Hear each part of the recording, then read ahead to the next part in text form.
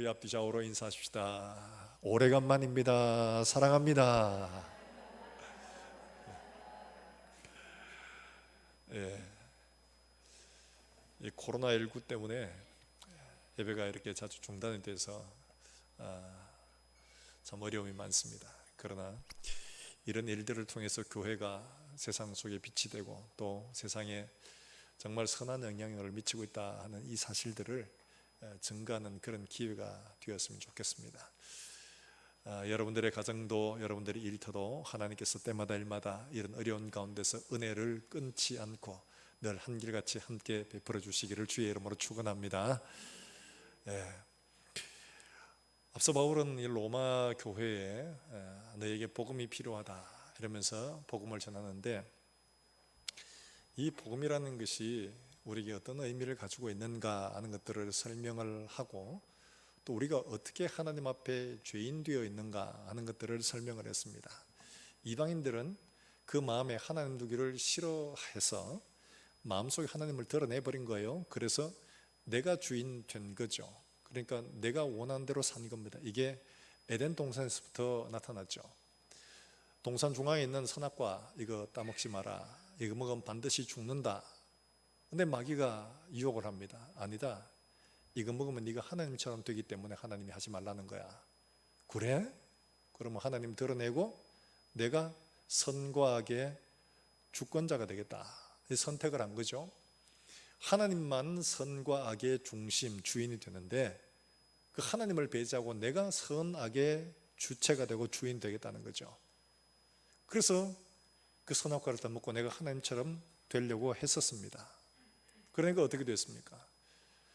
내가 하나님처럼 될 줄 알았는데 죽음에 이르는 존재가 되어졌고, 그들이 그 일로 말미암아 에덴에 쫓겨났을 뿐만 아니라 그 일로 인해서 일어난 일들이 가르치지 않았는데 형이 동생을 돌로 쳐 죽이는 사건들을 경험을 하게 된 거예요. 처음으로 살인을 목격하게 된 거죠. 내가 잘 할 줄 알았는데, 우리가 선하게 될 줄 알았는데 그렇게 되지 않은 거예요. 그 이후로 인간들이 선하게 되어졌느냐 하면 그렇지 않습니다. 인간들은 가면 갈수록 점점 더 악이 더 번성해서 점점 더 악해진 거예요. 나아지는 게 아니고 점점 더 악하게 된 거예요. 그러니까 하나님께서 이들을 그냥 두고 볼 수가 없어서 노아를 통해서 한 가정을 구원하시고 나머지 모든 사람을 물로 심판하신 거예요. 이 심판을 통해서 하나님은 하나님의 진노가 얼마나 악에 큰가를 그대로 우리에게 보여주신 거죠. 그러고 난 다음에 노아의 8 식구를 통해 다시 시작을 하게 하셨습니다. 그러면 이제는 하나님의 두려운 심판도 받고 우리가 어떻게 살아야 될지도 알게 된다면 그들이 하나님 앞에 믿음으로 잘 살아야 되는데, 인간들은 어떻게 하느냐, 우리가 우리 뜻대로 사는데 하나님이 혹시나 또 물로 심판하면 어떡하나, 그러니까 하나님의 심판을 면하고 우리가 잘 보존하기 위해서 우리의 탑을 쌓아가 하늘 꼭대기에 닿도록 하자, 이렇게 이제 시작을 한 거예요. 오히려 하나님을 반역을 하게 되는 겁니다. 그때 하나님은 또다시 그들의 언어를 혼잡게 하셔가지고 그 탑을 쌓는 것을 중지를 시켜버리신 거죠. 그리고 하나님은 아브라함을 선택해서 우리에게 구원의 세계를 보여주신 겁니다. 어떻게 해요? 우리가 하나님의 뜻을 분명히 알면, 우리가 하나님의 존재를 분명히 알면 우리가 하나님 말씀대로 잘 순종할 텐데 우리가 몰라서 그런 거 아니에요. 그래서 너희가 하는 이 모든 일들에 대해서 모든 입을 막기 위하여 19절에 나오죠. 우리가 알거니와 무릇 율법이 말하는 바 율법 아래 있는 자들에게는 말하는 것이니 이는 모든 입을 막고 온 세상으로 하나님의 심판 아래 있게 하려 함이라. 우리가 할 수 있었다, 하나님 안 하셔도 우리는 할 수 있는 존재예요, 이런 모든 것들을 다 막도록 하시기 위해서 하나님은 새로운 한 길을 선택하신 거예요. 그래서 아브라함을 택하시고 그로 한 민족을 만드시고 하나님이 그에게 나타나셨습니다. 그리고 하나님의 음성을 들려주셔서 그들이 하나님의 어떤 존재인가를 확인케 하셨죠. 뿐만 아니라 시내산에서 하나님께서 직접 하나님의 손으로 기록한 10계명을 주셨고 모세를 통해서 율법을 주셨습니다. 너희는 이렇게 살아라. 이 말씀을 받고 그들이 봐라, 우리가 하나님의 말씀을 받고 하나님도 아니까 우리가 잘 살 수 있어, 그렇게 성공했느냐? 성공하지 못했습니다. 38년 동안 그들은 하나님을 늘 불순종했고 가나안 땅에 들어가서도 그들이 불순종했고 또 그들의 모든 삶들이 이스라엘의 멸망으로 귀결될 만큼이나 그들이 율법을 지켜 순종한다고 애를 썼는데 그 결과는 어떠냐? 결국에는 불순종으로 끝을 맺고 하나님의 심판으로 끝을 맺은 거죠. 이렇게 끝을 맺으니까 우리의 힘으로 될 수 있는 게 아니구나. 이 율법을 통해서 우리가 뭔가를 해낼 수 있다고 생각을 했는데 율법의 껍데기는 지켰는데 진짜 그 내용은 지키지 못한 겁니다.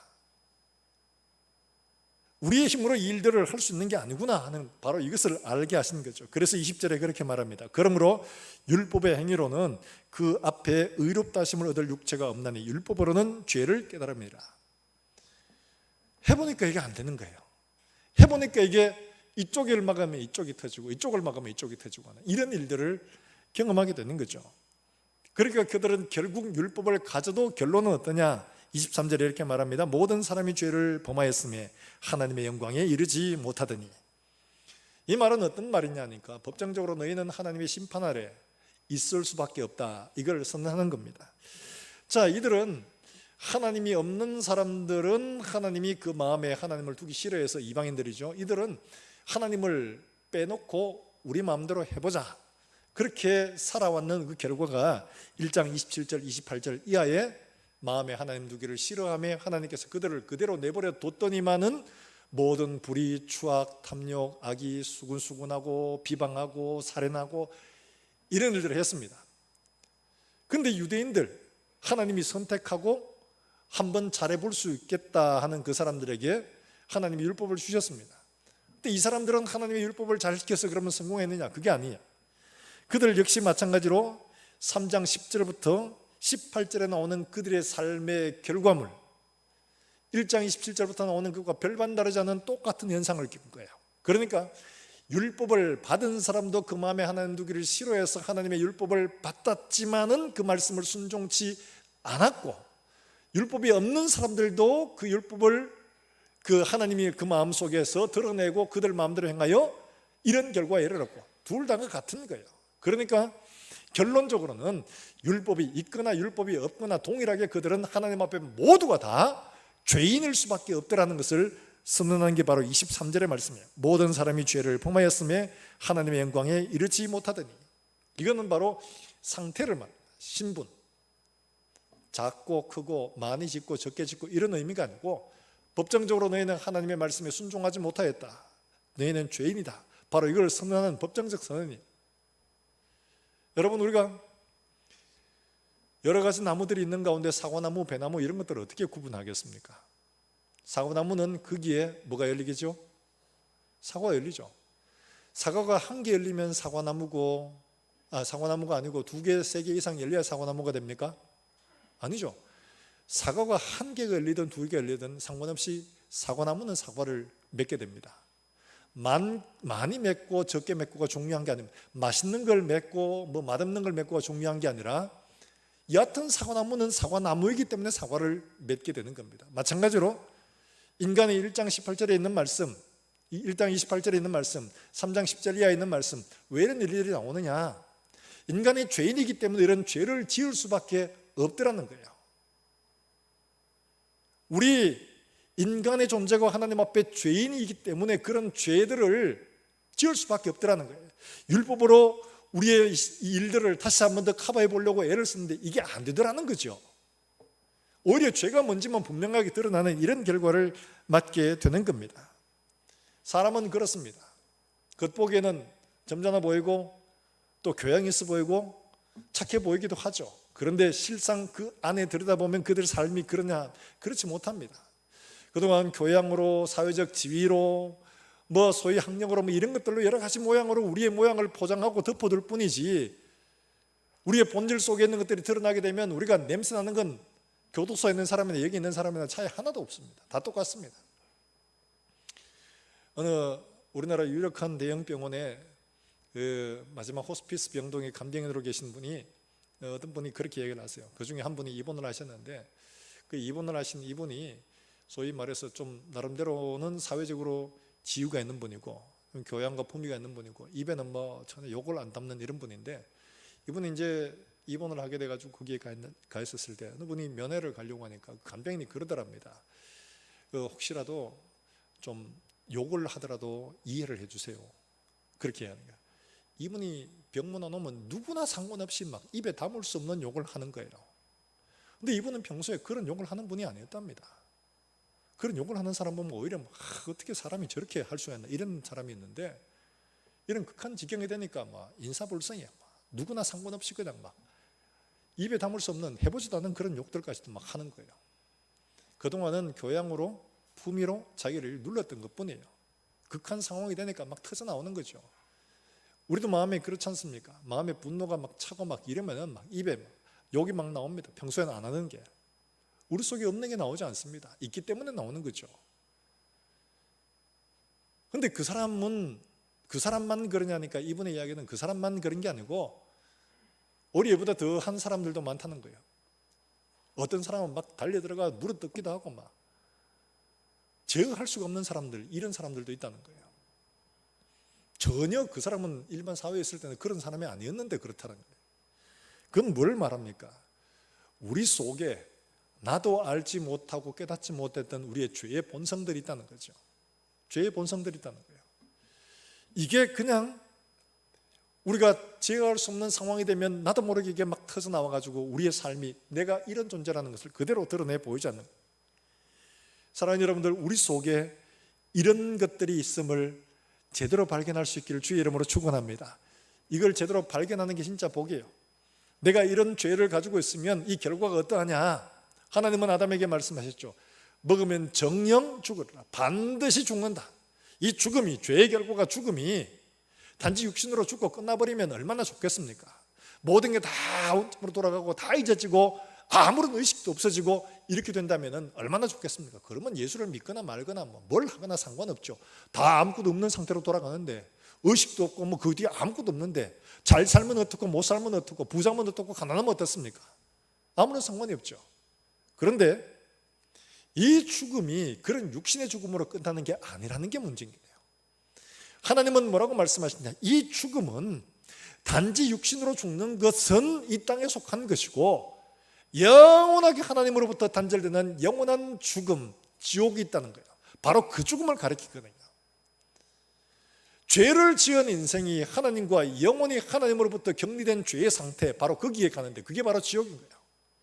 이 땅에서 아무리 고통스럽고 힘들어도 하나님으로부터 오는 일반적인 은총은 있습니다. 그렇기 때문에 아픈 가운데서도 한 번씩은 웃을 수 있고, 아파도 진통제로 조금 고통을 누그러뜨릴 수가 있는데, 여기에 가면 하나님으로부터 오는 모든 좋은 것들이 다 차단되는 거예요. 완전히 격리가 되기 때문에 완전히 나누어집니다. 하나님의 어떤 은혜도 은총도 기대할 수 없는 거예요. 그래서 부자와 나사로의 그 이야기 있지 않습니까? 부자가 너무 고통스러우니까 그 나사로를 보내가 손끝에 이 물 한 방울 찍어가 좀 보내. 그 물 한 방울의 은총도 없는 곳이 바로 지옥입니다. 한 10년 됐네요. 우리 행복전도사라고 아마 여러분들 들어보셨을 겁니다. 최윤희 씨라고. 이분은 한때 그 우울증을 극복하고 막 행복전도사라고 이렇게 막 희망을 주고 행복하게 뭐 이렇게 사세요 저렇게 하세요. 그럼 사람들에게 많이 도전도 주고 희망을 주던 그런 사람이었습니다. 그런데 그가 남편과 모텔에서 둘 다 극단적인 선택을 했어요. 왜 이렇게 되어졌느냐? 이분이 열심히 활동을 하는데 이때 마지막 돌아가시기 전 한 2년 전쯤에 발병한 통증이 있었습니다. 너무 고통스러웠어요. 이분의 유서를 보니까 유서의 내용이 나오는 게 한 700가지 정도의 고통이 있다. 그래서 700가지 정도의 고통을 안고 살아가다 보니까 도저히 견딜 수가 없더라고요. 그런데 한 2년 전쯤에는 심장과 폐에 또 이상까지 오게 된 거예요. 그래서 이 고통 속에 더 보태가지고 뭐 링거를 주렁주렁 달고 해야 하는 이런 상황이 온 겁니다. 그러니까 도저히 이렇게는 살 수가 없다 해서 한 번은 극단적인 선택을 했는데 남편이 신고를 하는 바람에 그렇게 되지 못한 거예요. 그래서 남편이 상의하기를 나는 혼자 보낼 수가 없다. 같이 가자. 이래가지고 이제 둘 다 같이 동반으로 이 극단적인 선택을 했어요. 여러분 700가지 이상의 고통을 경험하는 이 사람, 이런 고통을 겪은 사람들은 충분히 이해하시리라 생각합니다. 이렇게 편지를 썼는데, 여러분 우리가 살다 보면 그렇잖아요. 어디 한 군데 되게 아파가지고 뭐 손이 너무 아파가지고 막 팔이 저리가 도저히 막 견딜 수 없는 이런, 잠도 못 자고 이런 상태가 되면 이거 떼내고 싶잖아요. 이거 다리가 너무 아파요. 잠을 잘 수가 없어요. 어떻게 할 수 없을 때 이거 떼내고 싶잖아요. 이거. 근데 이 땅에 있을 때는 그래도 그나마 숨 쉴 구멍은 있습니다. 그런데요, 하나님이 말씀하신 지옥이라는 이 죽음은 어떤 곳이냐 하니까 그런 자비조차 없는 곳입니다.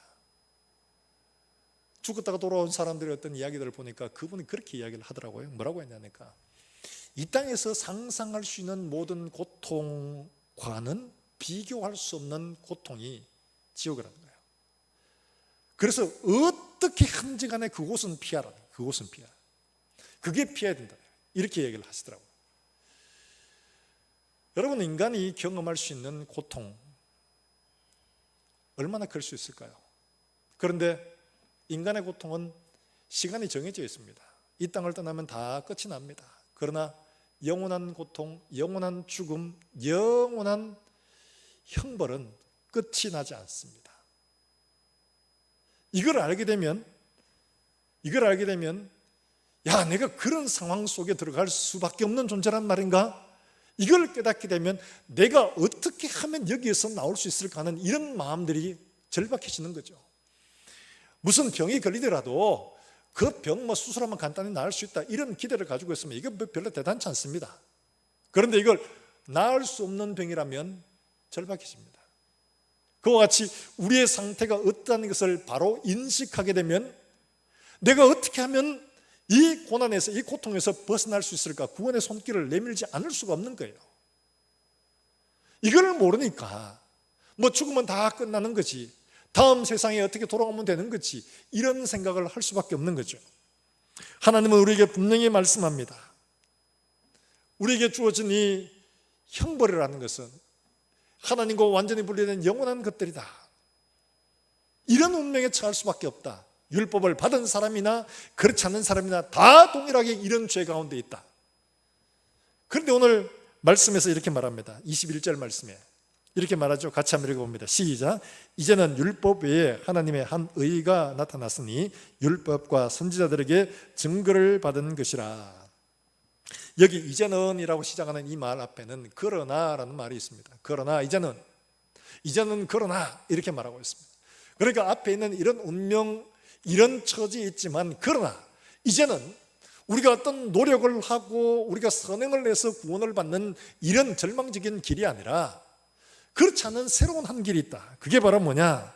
그게 바로 오늘 여기 나오는 것처럼 하나님으로부터 이미 예견된 일인데 22절 말씀에 이렇게 말하죠. 같이 읽습니다. 시작. 곧 예수 그리스도를 믿음으로 말미암는 모든 믿는 자에게 미치는 하나님의 의인이 차별이 없느니라.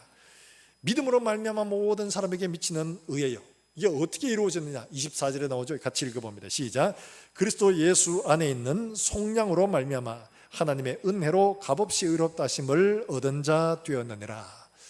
예수 그리스도 안에 있는 속량으로 말미암아 이렇게 말합니다. 이 속량이라는 말은 대신 갚아준다는 이런 의미를 가지고 있습니다. 갚아준다는, 무엇으로부터 빚을 갚아주고 풀어준다는 이런 말이에요. 달리 말하면 하나님의 진노, 영원한 형벌로부터 우리를 풀어주는 것, 바로 이거예요. 누가요? 예수님이 그 일을 하신 거예요.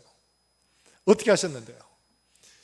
우리 인생이 하나님의 진노를 받으면 다 구원받을 수 있는 사람 아무도 없습니다. 하나님의 법대로 말하자면 하나님은 그래서 이 모든 인간들의 죄를 인간 스스로가 감당을 하면 모두가 다 죽어야 되기 때문에 이 인간들을 구원하시기 위해서 하나님의 모든 진노를 감당할 수 있는 한 분, 예수 그리스도를 우리에게 보내시고 우리의 모든 죄들을 그에게 대신 짊어지게 하신 다음에 하나님의 진노를 그에게 쏟으셔서 그를 십자가에 죽게 하시고 그로 말미암아 우리의 모든 일들이 다 용서를 받는 길들을 열어주시는 거예요. 그리고 어떻게? 그가 부활하심으로 우리에게 새 생명을 주신 거죠. 이건 무엇을 의미하느냐 하니까 바로 이런 거죠. 내가 하나님의 진노를 받아서 영원한 형벌 가운데 있을 수밖에 없는 그 일들을 예수님께서 십자가에서 대신 져 주심으로 말미암아 나를 하나님의 진노에서 풀어 속량하신 거예요. 풀어 자유케 하신 거예요. 하나님의 진노로부터 피할 수 있는 길을 주신 거예요. 그리고는 어떻게? 다시 살아나심으로 말미암아 이제는 내가 이전처럼 사는 게 아니라 그리스도 예수 안에 있는 생명으로 말미암아 살도록 예수로 말미암아 사는 길들을 우리에게 열어주신 거예요. 이게 바로 속량이에요. 그걸 어떻게 해요? 우리가 어떤 행위를 해서 그것을 얻을 수가 있나요? 아닙니다. 22절에 말한 것처럼 믿음으로 말미암아, 믿음으로 말미암아, 믿음으로 말미암아 우리에게 이걸 주시기로 약속하신 겁니다. 사랑하는 여러분들, 하나님은 우리에게 이런 새로운 구원의 길들을 열어주시고 우리를 당신의 자녀 삼아주실 뿐만 아니라 하나님 나라의 영원한 기업을 우리에게 주시기로 작정을 하신 겁니다. 이게 율법에다 나타나 보여주고 있습니다. 어떻게 해요? 율법에는 죄를 용서받는 길들, 죄 사함을 받는 길들이 나오는데 여러 가지 제사가 나옵니다. 그 제사에 보면 내가 죄를 지었으면 내가 마땅히 벌을 받아야 되는 거죠. 그런데 어떻게 하느냐? 하나님 앞에 나가서 짐승을 대신 데리고 납니다. 양이나 소를 데리고 가서 하나님 앞에 내 죄를 이 양이나 소에게 전가를 합니다. 안수를 해서 내가 죽어야 되지만 내 죄를 지고 이 양이 대신 죽습니다. 하나님 앞에 드리는 거예요. 그러면 얘는 내 죄를 지고 죽어요. 그러면 내가 죽는 것과 동일하게 취급해 주시겠다는 겁니다. 그러면 나는 그 죄로부터 자유해지는 거예요. 이게 구약의 율법입니다. 그 율법을 그대로 하나님께서 이루어 주셨죠. 누구를 통해서? 예수 그리스도를 통해서. 내 죄를 예수 그리스도로 전가해서 예수님이 대신 어린 양이 되어 죽어주시는 거예요. 이걸 또 제도로 또한 보여주셨는데 고엘이라는 제도가 있습니다. 이 고엘이라는 제도는 마치 이런 겁니다. 내가 빚을 많이 졌습니다. 어떻게 헤어날 방법이 없어요. 갚을 길도 없어요. 이 빚을 대신 갚아주는 사람, 내게 가장 가까운 친척들, 이런 사람들이 내 빚을 대신 갚아주고 그 기업을 되게 물러주는 겁니다. 이게 바로 고엘이에요. 내가 대가가 끊어졌어요. 대가 끊어서 내 기업을 이어받을 수가 없어요. 그럴 때 고엘이 기업을 대신 잇게 해주는 겁니다. 이게 바로 고엘제도예요. 우리는 하나님의 상속으로부터 끊어진 존재였는데 예수 그리스도로 말미암아 하나님 나라의 상속을 잇게 해주고 우리의 죄들을 용서받도록 해주고 우리에게 새로운 은혜의 길들을 열어주시는 거죠. 바로 이것을 말하고 있는 겁니다. 예수님께서 이 일들을 만들어 주셨어요. 그러면 예수님께서 이루어 놓으신 일들이 어떻게 내 것이 될 수가 있느냐? 내 것이 되는 길들에 대해서 예수를 믿음으로 라고 말합니다. 믿음으로. 이 사실들을 내가 받아들이고 온전히 내게 그 모든 것을 그 사실들에 의탁하는 거, 바로 이게 믿는 거죠. 예수를 믿는다는 게 어떤 거냐? 예수를 믿는다는 것은 예수님이 살아계셨다, 이거 믿는 건 말하는 거 아닙니다. 예수님이 능력을 행하셨다, 이거 믿는 건 말하는 거 아닙니다. 이거는 우리보다가 누가 더 잘하느냐? 귀신들이 더 잘합니다. 그래서 야고보서에서 말하지 않습니까? 뭐라고 말하느냐? 내가 하나님은 한 분이신 줄 믿느냐? 잘하는도다. 귀신들도 믿고 떠느니라. 귀신들은 우리보다 더 잘합니다. 예수님 나타나니까 귀신들마다 벌벌 떨잖아요. 당신은 하나님의 거룩한 아들입니다. 사람들은 모르는데 귀신들은 더 잘 알아요. 근데 귀신들이 구원받습니까? 아니에요. 그거 한다고 구원받는 게 아닙니다. 무엇을 믿어야 되느냐? 하나님은 우리에게 분명히 믿어야 될 사실, 우리가 의탁하고 신뢰해야 될 사실이 무엇인가를 로마서 10장 9절과 10절에서 말씀을 해주고 있습니다.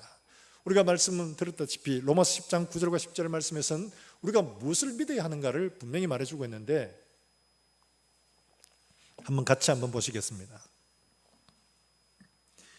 10장 9절과 10절입니다. 9절 말씀부터 우리 같이 한번 읽어볼까요? 9절이면 시작.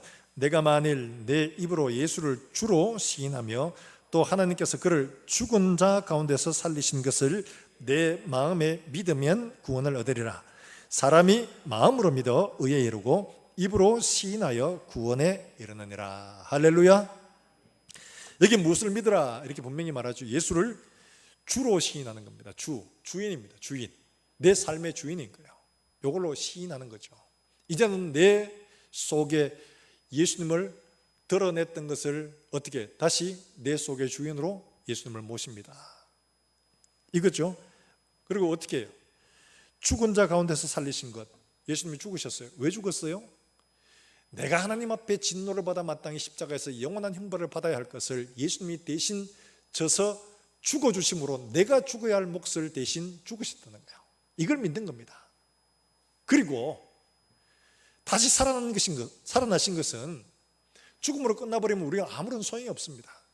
다시 삶으로 내가 그리스도와 함께 죽고 그리스도와 함께 다시 살아. 이제는 내가 산 것 아니고 내 속에 누가 사는 거예요? 그리스도가 사는 거예요. 이렇게 살라는 거예요. 이걸 내가 믿는 겁니다. 내가 이제 그리스도와 함께 죽고 내가 이제 그리스도로 말미암아 살겠습니다. 요게 바로 예수를 믿는다는 거죠. 이게 예수를 믿는 거예요. 병 고쳐주심을 믿는 거, 내 길 인도해 주실 거 믿는 거, 내게 축복해 주시는 거 믿는 거, 이걸 믿는 게 아니에요. 이걸 믿게 되면 내 삶의 모든 일들 속에 예수님이 주인 되는 겁니다. 내가 계획하고 내가 뜻하는 바대로 가는 것이 아니라 주님이 내 길을 인도하시고 주님이 내 모든 삶을 이끌어 가시도록, 이게 진짜 예수를 믿는다는 거죠. 바로 이렇게 믿는 길들, 이 길을 우리에게 구원의 길로 허락해 주셨다는 우리에게 말씀을 해주고 있습니다. 그런데 이걸 믿는데 우리는 종종 이렇게 생각합니다. 믿는 것, 야, 이거 믿는 것 내가 믿어주는 거 아니야.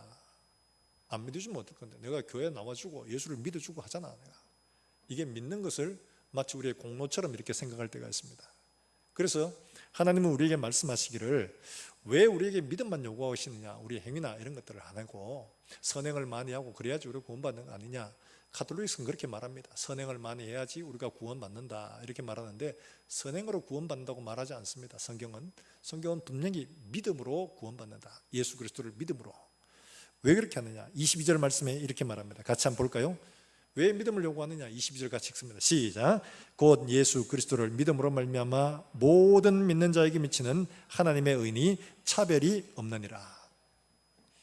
차별하지 않기 위하여, 차별하지 않게 하여 믿음만 요구하시는 겁니다. 차별이라는 게 왜 생깁니까? 내가 가진 신분, 내가 가진 능력, 내가 가진 기회, 내가 가진 또 다른 어떤 상황들, 이런 것들 때문에 차별이 생기는 거잖아요. 좋은 집안에 태어나고 좋지 않은 집안에 태어나고, 탁월한 능력을 가지고 태어나고 능력 없이 태어나고, 가진 것 많이 가지고 태어나고 아무것도 없이 흙수저로 태어나고, 이런 차별들이 결국 어떤 사람에게 선행을 행할 수 있는 좋은 기회를 주고, 어떤 사람은 아무것도 할 수 없는 상황이라고. 이러면 구원의 길들이 서로 달라질 수밖에 없습니다. 세상 종교는 다 이렇게 자력 구원의 종교들입니다. 내가 도를 닦아야 되고, 내가 선행을 해야 되고, 내가 열심히 노력해야 되고, 내가 수행을 해야 되고, 전부 다 내 힘으로 하는 것들입니다. 그런데 하나님은 이런 것들을 다 폐지하세요. 율법을 미리 주보심으로 그런 걸 다 해봐도 소용없더라는 거예요. 그거 다 해봐도 우리의 잠깐의 수행은 될지 몰라도 우리의 본성을 변화시키는 것은 하지 못한다는 거예요. 그래서 하나님은 우리에게 뭘 요구하시느냐, 차별 없는 믿음. 어떤 상황, 어떤 신분, 어떤 능력을 가져도 구원받을 수 있는 바로 이 길, 믿음만 우리에게 요구하고 계시는 거예요. 이게 극단적으로 보여진 게, 분명한 증거로 보여진 게 어디냐, 바로 갈보리에서 일어난 일들이죠. 예수님이 십자가에 달리시고 좌우에 강도가 있습니다. 그때 한편 강도가 이야기합니다.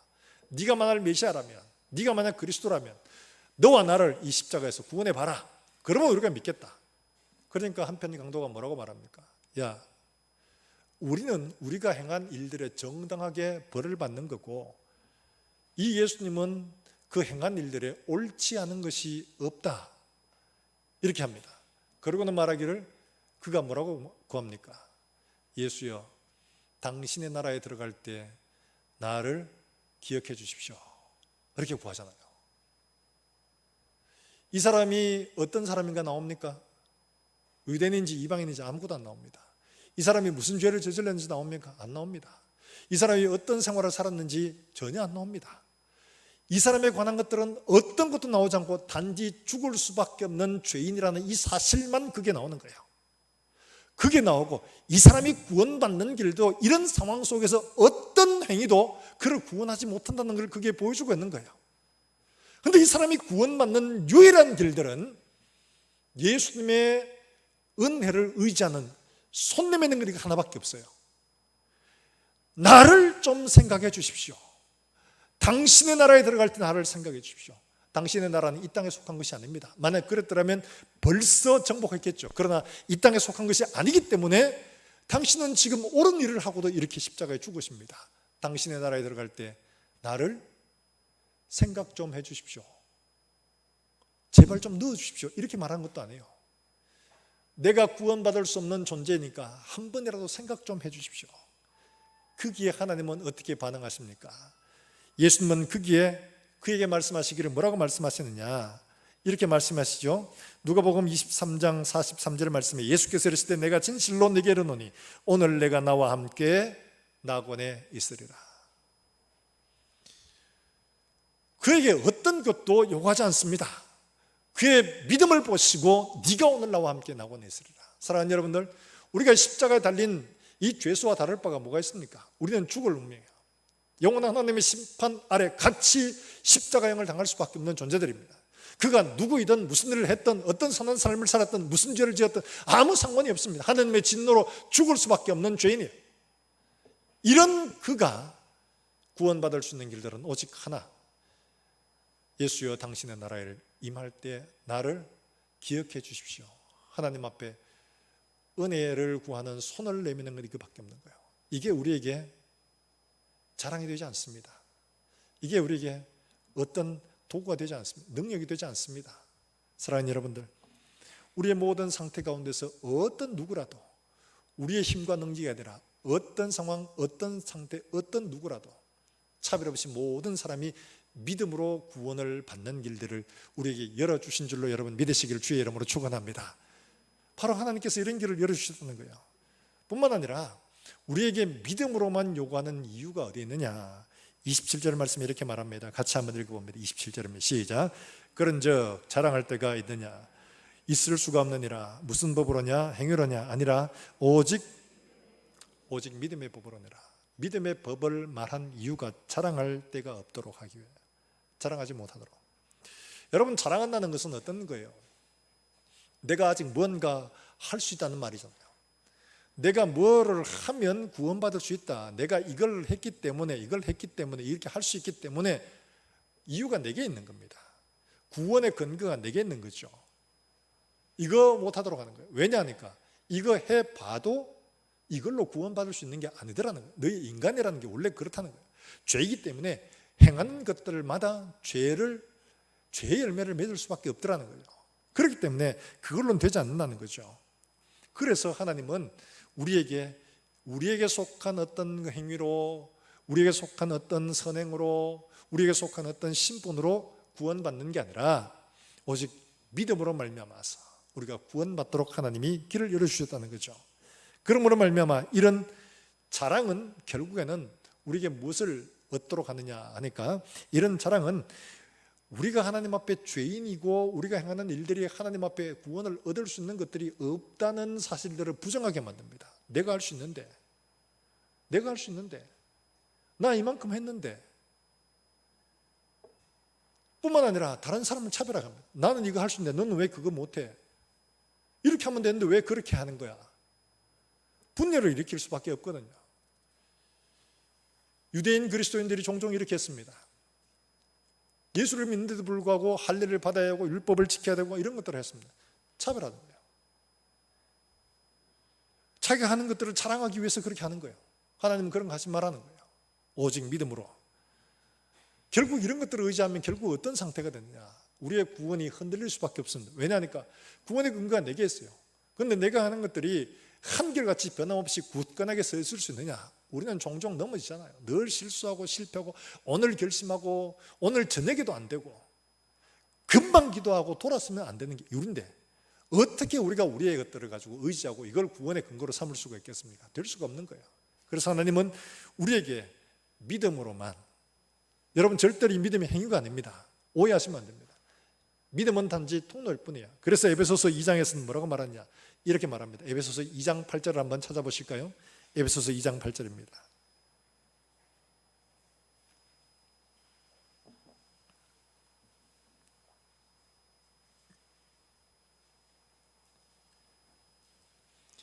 에베소서 2장 8절 말씀 우리 같이 한번 읽어보겠습니다. 같이 읽습니다. 시작. 너희는 그 은혜에 의하여 믿음으로 말미암아 구원을 받았으니 이것이 너희에게서 난 것이 아니요. 자, 여기 보면 그 은혜에 의하여 믿음으로 말미암아 이 두 말이 헷갈립니다. 이게 도대체 무슨 말인가? 은혜에 의하여라는 이 말은, 의하여라는 말이 원문에는 이유를 나타내는 접속사, 왜냐하면 이렇게 되어 있습니다. 뭐 때문에 이 말입니다. 은혜 때문에 이 말이죠. 그러니까 구원의 근거가 은혜라는 겁니다. 구원받은 근거가 은혜 때문에 너희가 구원받았다. 그러면 믿음은 뭐냐? 믿음이라는 말 앞에는 디아라는 말이 있습니다. 이 디아라는 말은 통해서라는 말입니다. 그러니까 하나님이 은혜를 주셨는데 너희에게는 믿음만 내밀면 하나님이 은혜를 베풀어 주신다, 구원을 주신다, 이런 말이에요. 이런 거죠. 그 임창현 목사님이라고 했는데 이분이 그 17살 때부터 마약을 했어요. 마약을 해가지고 남들이 마약을 끊으라 해도 이 사람은 전혀 그 안 들었습니다. 왜냐하니까 자기가 마약을 하면서도 직장 생활도 하고 뭐 그렇기 때문에 나 마약 하는데도 뭐 내가 무슨 문제가 있냐, 내가 다 하는데, 이런 거예요. 그런데 이 점차 마약을 끊지 못하는 상황이 돼가지고 마약이 주는 그 쾌감을 쫓아가지고 끊임없이 그것을 하는 이런 지경이 이런 겁니다. 그러니까 그다음에 어떻게 됐냐? 사람이 변하죠. 폭력적으로 변하고 아주 사람이 난폭해집니다. 나중에 어떻게 되냐? 부인이 이야기를 하기를 그 사람이 가면 빼짝 말랐는데 사람 썩는 냄새가 난다고 합니다. 본인도 어떻게 할 수가 없어요. 이 사람이 하나님 앞에 기도를 했습니다. 하나님, 나 이거 끊고 싶습니다. 나 살고 싶습니다. 나 좀 살려주세요. 나 좀 살려주세요. 여러분, 이렇게 하나님 앞에 손 내미는 게 이 사람의 의가 되겠습니까? 이 사람의 공로가 되겠습니까? 나 좀 살려주세요 손을 내미는 이거는 하나님 앞에 은혜로 주신 것들을 믿음으로 붙들겠다는 이야기잖아요. 내게 구원의 근거가 있는 게 아니고 하나님이 베풀어 주신 구원의 근거가 있는데 나 그거 붙들겠습니다 하는 손 내미는 이에요. 믿음이라는 것은 하나님이 그 사람을 변화시켜 주셨습니다. 그래서 이 사람이 어떻게 하냐? 지금은 목사가 돼가지고 마약 중독자를 치료하는, 돌이키는 이런 일들을 사역을 하고 있어요. 사람이 변화됐죠. 이 사람이 구원받은 것들은 자기의 공로나 자기의 노력이 아니에요. 하나님이 베풀어 주신 은혜로 말미암아 믿음의 손을 내미는 걸 하나님이 붙들어 주신 것뿐입니다. 사랑하는 여러분들, 우리의 노력과 우리의 행위로 구원받는 거 아닙니다. 내가 봉사 많이 했기 때문에, 내가 교회 많이 섬겼기 때문에요 구원받는 거 아닙니다. 우리는 하나님 앞에 이런 존재밖에 되지 않습니다. 하나님의 심판을 받을 수밖에 없고 피할 수 없는 존재예요. 거기에서 우리가 어떤 행위로든지 하나님 앞에 구원받을 길이 없어요. 하나님이 구원을 베푸시는 거기에 손 내밀어서 주님 나를 기억해 주십시오. 이 강도와 같이 임 목사님처럼 나 좀 살려주십시오. 이거 은혜를 붙드는 이게 믿음이라고 하는 거예요. 예수 외에 구원의 길이 없는 줄 믿기 때문에 그분을 붙드는 거죠. 붙들 때 하나님은 우리의 행위가 아니라 믿음으로 하나님께서 의롭다 하심을 주시는 겁니다. 사랑하는 여러분들, 우리의 삶들 속에서 하나님이 믿음을 요구하시는 것들은 우리의 행위가 구원을 얻을 수 있는 근거가 되지 못하기 때문에 그렇습니다. 어떤 상황, 어떤 누구라도 우리가 보기에는 도저히 저 사람은 용서받을 수 없는 사람이야, 이런 사람들조차도 하나님은 그에게 동일하게 차별하지 않고 구원의 길들을 허락해 주십니다. 내 죄인간만큼은 용서할 수 없사는 그 사람에게도 하나님은 구원의 길들을 차별 없이 주시기를 원하는 거예요. 그 사람도 예수 그리스도를 구주와 주님으로 영접하면 그 사람에게도 하나님이 주십니다. 그와 같이 내게도 하나님이 그런 은혜의 길들을 주셨음을 믿으시길 주의 이름으로 축원합니다. 만약 우리의 행위나 우리의 의를 가지고 하나님께서 하신다면 우리는 구원받을 수가 없어요. 우리에게 자랑하지 못하도록 하시는 것들은, 우리의 것들을 붙들면 우리는 쉽게 넘어집니다. 어제는 확신했다가 오늘은 확신치 못하고 내일은 또 어떻게 될지도 몰라요. 그러나 하나님이 이루어 놓으신 이거를 붙들면 나의 의지와 나의 능력과 나의 선행과 이거 상관없이 하나님이 너 의롭다라고 인정해 주시는 겁니다. 완전하지 않아도, 내가 온전하게 성화가 되지 않아도 하나님이 그렇게 인정을 해 주시는 겁니다. 이게 은혜라는 거예요. 사랑하는 여러분, 우리가 하나님 앞에 이런 은혜를 입었음을 기억하시길 주의 이름으로 축원합니다. 우리 행위가 온전하고 선해서 하나님이 받으시는 게 아니라 하나님이 예수 그리스도를 믿는 그 믿음을 보시고 우리를 의롭다고 인정해 주시는 겁니다. 이게 우리에게 새로운 구원의 길이라 우리에게 선포해 주고 있습니다. 사랑하는 여러분들, 하나님이 우리에게 주신 차별 없는 의, 자랑할 수 없는 의를 우리에게 주심을 믿고 이 은혜 때문에 일생을 하나님 앞에 기쁨으로 섬길 수 있는 우리 모든 성도들이 되시길 주의 이름으로 축원합니다. 축원합니다. 우리 함께 찬송하고 기도하겠습니다. 하나님의 은혜로 이 쓸데없는 자 왜 구속하여 주는지 난 알 수 없도다.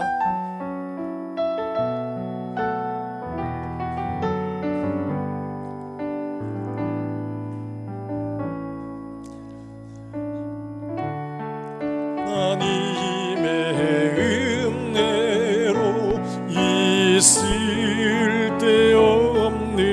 자 왜 구속하여 주는지 난 알 수 없도다. 내가 믿고 또 의지함을 내 모든 형편하시는 주님 늘도 실 것을 나는 확실히 왜 내게 성령 주셔서 왜 내 성령 주셔서 내 마음 감동에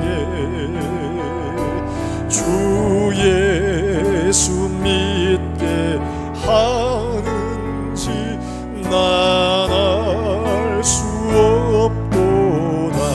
내가 믿고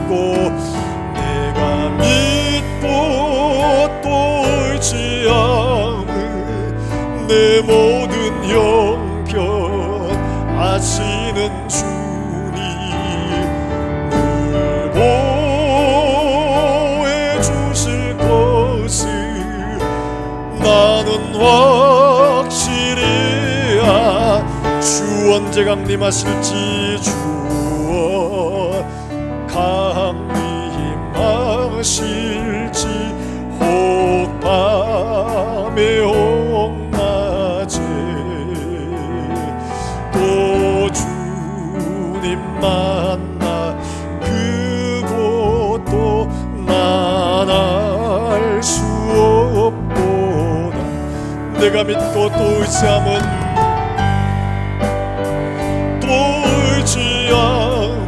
내 모든 형편 변하시는 주님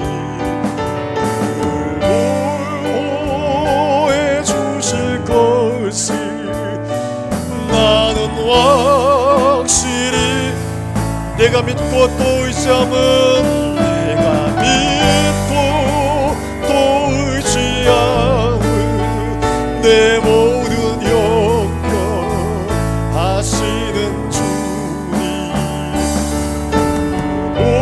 보호해 주실 것을 나는 확실히 아네. 우리가 이 시간 함께 기도하실 때 하나님께서 우리에게 베풀어 주신 은혜, 사람의 의와 사람의 노력으로 인한 것이 아니라 예수 그리스도로 이루어 놓으신 그 은혜의 선물을 우리에게 믿음으로 받도록 하심입니다. 차별 없이 주는 은혜입니다. 그러므로 내가 하나님의 구원의 은혜를 입게 되어져 있습니다. 하나님께서 우리에게 자랑하지 못하도록 하시기 위함입니다. 우리의 구원이 흔들리지 않도록 하시기 위함입니다. 하나님 아버지, 우리의 모든 일들이 이와 같이 차별 없이 받는 은혜로 말미암아 내가 구원받았음을 하나님 앞에 바로 알고 바로 깨닫고 하나님 아버지 바로 순종하며 이제는 살아갈 수 있도록 하나님 은혜를 덧입혀 주시고 하나님 아버지 우리의 구원이 흔들리지 않고 영원한 하나님의 은혜 가운데 있음을 확신하며 감사하며 살아가는 종들이 되게 해주시옵소서. 아무도 낼 수 없는 이 구원의 은혜를 우리가 믿음으로 받아 주님 오실 그날까지 든든하게 구원의 바늘에 서 있는 살아가는 종들이 되게 해주시옵소서. 함께 기도하며 나아가시겠습니다. 하나님 아버지 은혜를 감사합니다. 오늘도 우리에게 귀한 은혜의 하루를 주시고 하나님 앞에 예배케 하시고 하나님 말씀으로 우리에게 교훈하신 주님, 우리가 하나님 앞에 차별없는 은혜로 통하여 우리가 구원받았음을 하나님 앞에 고백합니다. 나 같은 사람에게도 하나님께서 차별 없이 구원해 주심을 감사합니다. 나 같은 사람에게도 하나님께서 구원의 기회를 주심을 감사합니다. 하나님 아버지 마음으로 믿고 입으로 시인하여 예수 그리스도의 십자가의 그 은혜를 내가 믿음으로 받아 하나님 앞에 의의 이름을 하나님 앞에 감사할 수 있는 살아가는 종들이 되게 해주시기를 원합니다. 깨달아 할 수 있는 눈도 락하시고 마음도 주님 열어주시기를 원합니다. 우리에게 차별 없이 주신 이 은혜로 말미암아 영원한 그 나라에 흔들림 없이 하나님 앞에 설 수 있도록 사람에게 속한 것들 자랑하지 않고 하나님이 우리에게 주신 것들만 붙들고 나아가는 살아가는 종들이 되게 해주시기를 원합니다. 나의 노력과 나의 의와 나의 생각과 나의 자랑할 것이 아니라 오직 구주 예수 그리스도만 자랑하는 살아가는 종들의 믿음들이 될 수 있도록 하나님 은혜를 베풀어 주시기를 원합니다.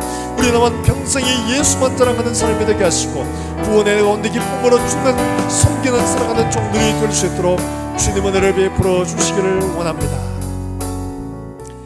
하나님 아버지, 우리가 영원한 형벌 가운데 있음을 우리에게 말씀해 주셨는데 우리가 깨닫지 못하고 알지 못했지만 하나님 아버지 우리에게 차별 없는 은혜로 말미암아 우리도 구원받는 이 귀한 바늘에 서게 됨을 감사합니다. 볼 수 있는 눈을 허락해 주시고 깨달아 할 수 있는 심령을 허락해 주셔서 우리가 차별 없이 받은 이 구원의 은혜로 말미암아 기쁨과 감사함으로 주를 일평생 섬기기에 부족하지 않도록 하나님 은혜를 덧입혀 주시옵소서. 하나님 아버지 우리의 노력과 우리의 행한 것들을 자랑하지 아니하고 하나님 아버지 영원토록 변함없는 그 하나님의 은혜만 붙들고 하나님 없이 변함없이 우리를 결코 놓지 않는 그 하나님의 은혜만 의지하여 우리가 영원한 그 나라 기쁨으로 하나님 앞에 설 수 있는 우리 모든 권속들이 되게 해주시기를 원합니다. 하나님 아버지 우리가 영원한 그 나라에 이를 때까지 이 은혜로 우리를 끌어주시고 인도하여 주시옵소서. 오늘도 주 앞에 나올 때 하나님 앞에 귀한 예물을 드리는 사랑하는 종들의 손길에 하나님 은혜를 내비치시고 이들의 가정과 손을한 일들마다 복이 되게 해주시기를 원합니다. 이들의 간절히 기도하는 제목들 위해 하나님께서 복을 주시고 우리가 구하거나 생각하는 것보다 더 넘치도록 능히 하실 하나님을 기대하게 해 주시옵소서. 하나님 아버지 기도합니다. 오늘도 사랑하는 종들이 하나님 앞에 간절히 기도하고 있는 제목들 위해 말씀으로 축복하시고 말씀으로 응답하시고 말씀으로 또한 인도하여 주시옵소서. 하나님 아버지 기도합니다. 우리 가운데 멀리서 주의 복음을 전하며 예수 그리스도의 복음을 땅끝까지 전가하는 살아가는 선교사들과 그들의 가정에 하나님 함께 해주셔서 이들로 통하여 우리가 함께 그리스도의 복음을 선함에 동참케 해주시고 열매를 함께 나눌 수 있도록 주님 복을 허락해 주시기를 원합니다. 오늘도 그들의 사역을 통해서 많은 영혼들이 하나님께로 돌아온 놀라운 역사가 일어나게 해 주시옵소서. 하나님 아버지 또 한 주간을 살아가는 종들의 걸음들 가운데 하나님 함께 해주심으로 말미암아 우리의 걸음이 기쁨과 감사의 걸음이 되게 하시고 능력과 승리의 걸음들 될 수 있도록 주님 인도하여 주시옵소서. 감사드렸고 예수님의 이름으로 기도하옵나이다. 아멘. 하나님의 말씀을 함께 묵상하겠습니다.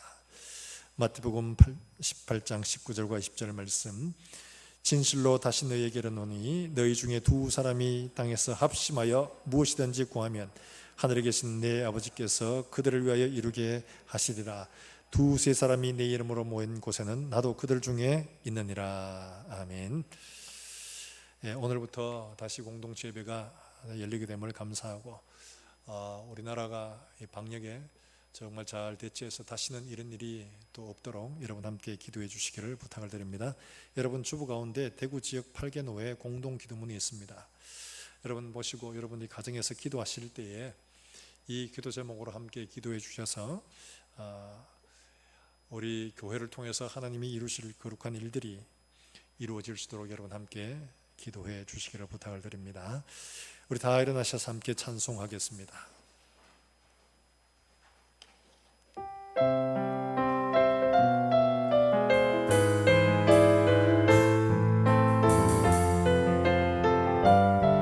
주 안에 우린 하나, 주 안에 우린 하나, 모습은 달라도 예수님 한 분만 바라네. 사랑과 선행으로 서로를 격려해 따스한 그로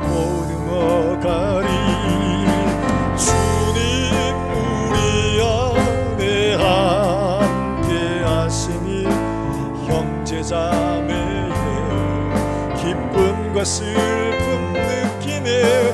내 안에 있는 주님 모습 보네. 그분 기뻐하시네.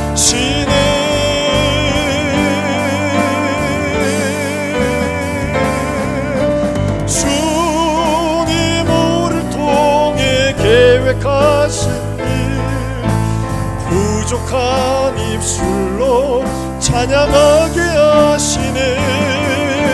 주님 우리를 통해 계획하신 일 기대해. 주님 우리를 통해 주님 우리를 통해 계획하신 일 부족한 입술로 찬양하게 하시네. 주님 우리를 통해 계획하신 일 너를 통해 하실 일 기대해. 기도하겠습니다. 이제는 구주 예수 그리스도의 은혜와 우리 하나님 아버지의 무궁하신 사랑과 성령의 교통하심이 이제와 영원까지 함께 있을지어다. 아멘.